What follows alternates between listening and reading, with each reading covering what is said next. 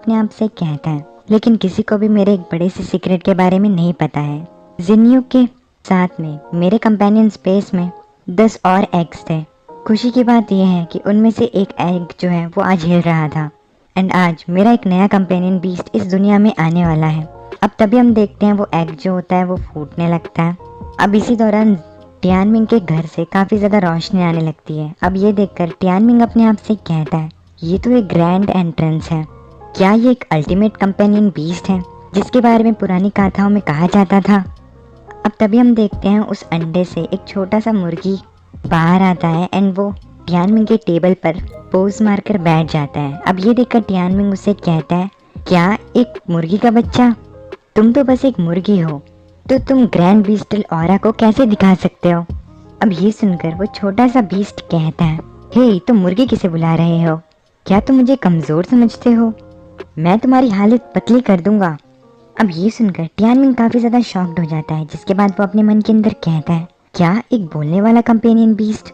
हालांकि जो companion beast होते हैं वो मेंटली अपने बीस्ट मास्टर्स के साथ बात कर सकते हैं, लेकिन ये पहली बार है जब मैं एक कंपेनियन बीस्ट को बोलता हुआ देख रहा हूँ।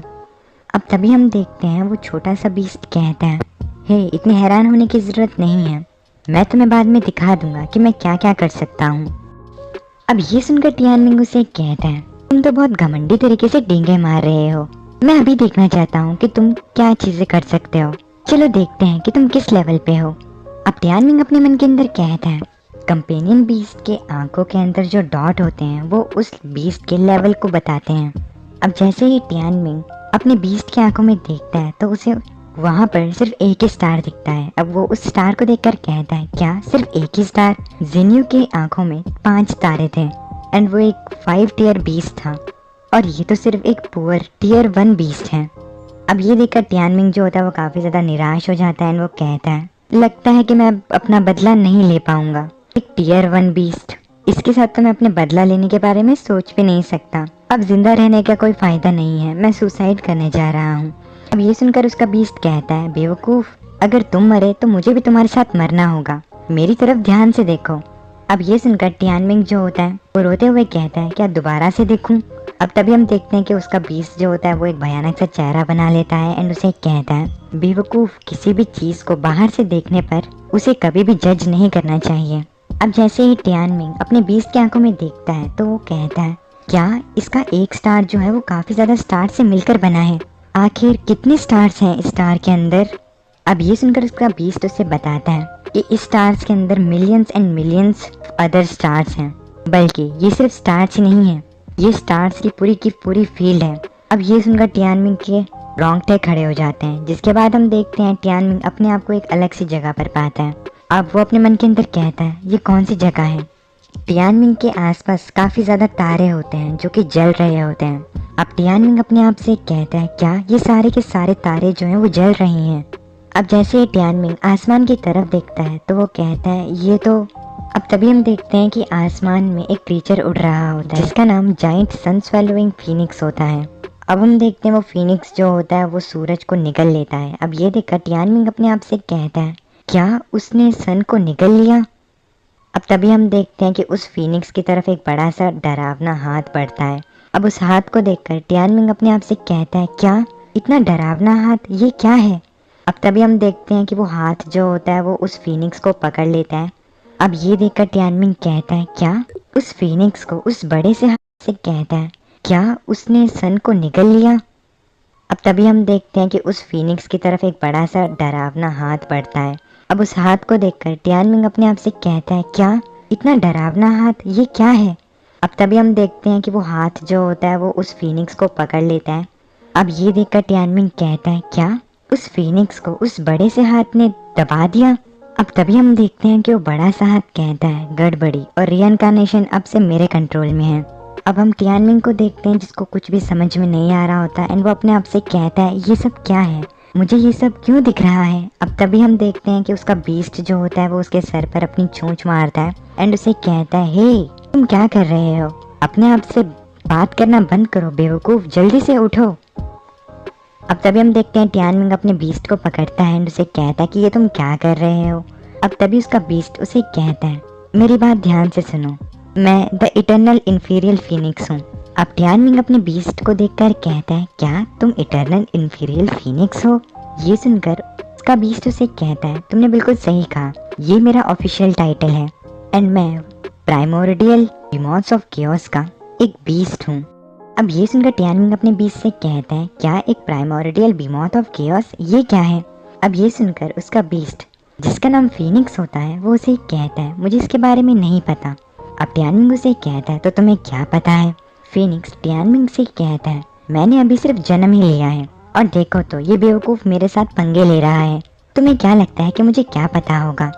अब फीनिक्स को अपने आप को डांटता हुआ देखकर टियानमिंग अपने मन के अंदर कहता है, धत तेरी की, मुझे एक मुर्गी डांट रही है। अब टियानमिंग अपने मन के अंदर कहता है, ये मुर्गी सिर्फ एक बर्ड नहीं है, क्या ये वही फ्लेम फीनिक्स है जिसने कि उस सूरज को निगल लिया था अपनी प्रीवियस लाइफ में? अगर ये वही है तो लगता है कि मुझे जैकपॉट मिल गया है। अब टियानमिंग फीनिक्स से कहता है, क्या तुम मेरे साथ कल्टीवेट कर सकते हो? अब ये सुनकर फीनिक्स उसे कहता है, इसमें कोई दो राय नहीं है, तुम जैसे एक कमजोर मुर्गी के साथ ट्रेनिंग करना इसमें कोई बड़ी बात नहीं है। अब ये सुनकर टियानमिंग उसे कहता है, ओए असल में मुर्गी तुम हो, क्या तुम समझ गए? अब ये सुनकर फीनिक्स उसे कहता है, तो तुम ड्यूल कल्टीवेट कर सकते हो, वो भी एक मुर्गी के साथ, और इसमें तुम्हारे पैसे भी खर्च नहीं होंगे, ये बुरा नहीं है ना?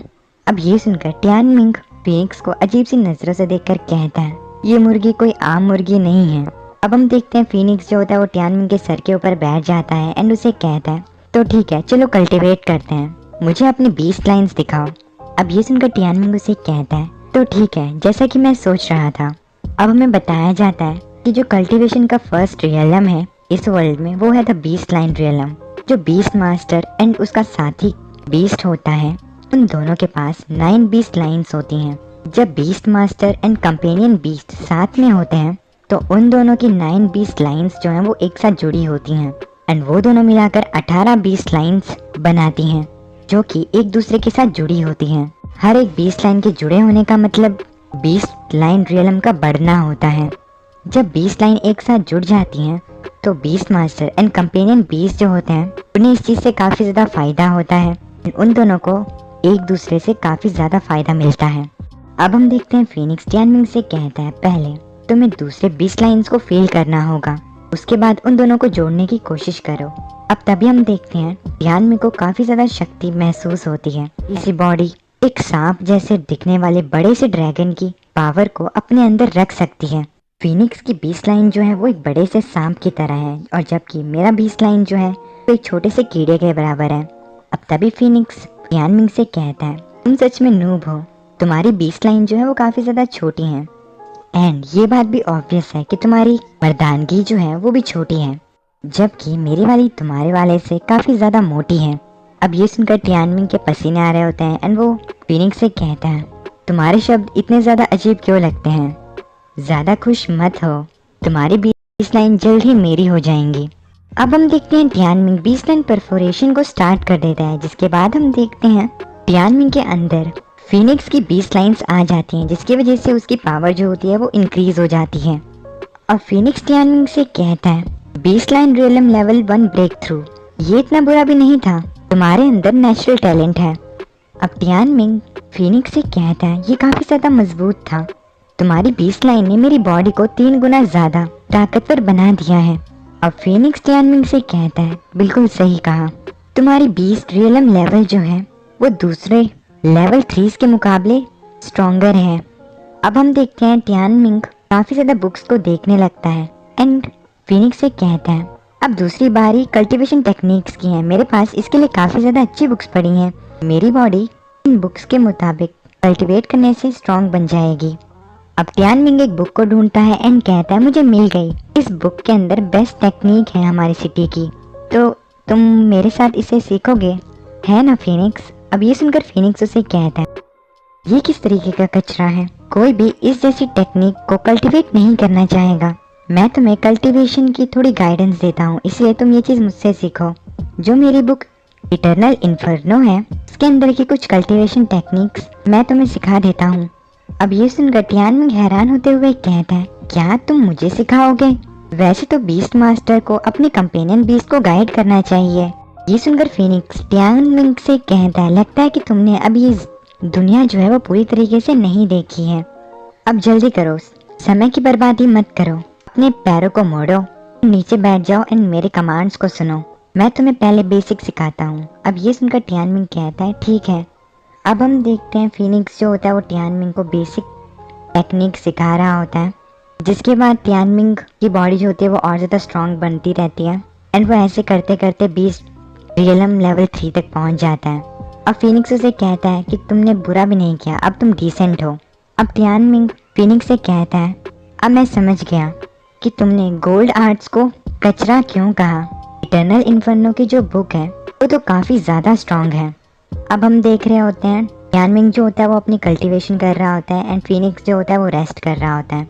अब टियानमिंग अपने मन के अंदर कहता है, पिछला दिन मेरे लिए एक सपने की तरह था। मेरे कंपेनियन स्पेस में अभी 9 और एक्स पड़े हैं।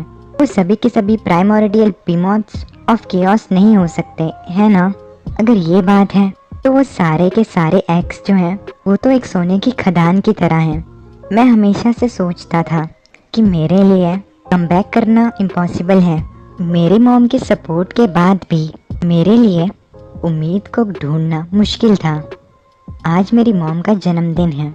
अगर वो मुझे मेरे पैर पे खड़ा होते हुए देख पाते हैं तो वो काफ़ी ज़्यादा खुश होते हैं। इस कल्टीवेशन की ताकत के साथ मैं काफ़ी ज़्यादा घाव को ठीक करने वाली ग्रास ढूंढ सकता हूँ एंड अपनी मॉम की ज़िंदगी को कुछ और समय तक के लिए बचा के रख सकता हूँ। अब हम देखते हैं टियानमिंग जो होता है वो फिनिक्स के सर पे अपना हाथ रखता है। फिनिक्स अभी सो रहा होता है। अब तभी हम देखते हैं टियानमिंग के घर के बाहर से आवाज़ आने लगती है। उसे कुछ लोग बुला रहे होते हैं, उसे कह रहे होते हैं कि जल्दी से इस दरवाजे को खोलो, हम तुम एंड तुम्हारे मॉम के लिए एक बड़ा गिफ्ट लेकर आए हैं। अब तभी फिनिक्स भी शोर से जाग जाता है एंड वो कहता है कि सुबह सुबह मुझे कौन उठा रहा है, वो भी इतनी ज़्यादा जल्दी। अब टियानमिंग फिनिक्स से कहता है, चलो बाहर चलते हैं एंड हमारे अनएक्सपेक्टेड विजिटर को ग्रीट करते हैं। अब इसी के साथ हमारा ये वाला एपिसोड यहीं पर ख़त्म हो जाता है।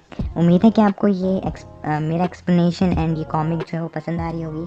प्लीज़ चैनल को सब्सक्राइब ज़रूर से कर देना। मैं मिलता हूँ आपको नेक्स्ट वीडियो में। तब तक के लिए अपने माता पिता श्री का ध्यान रखिएगा। सायोनारा।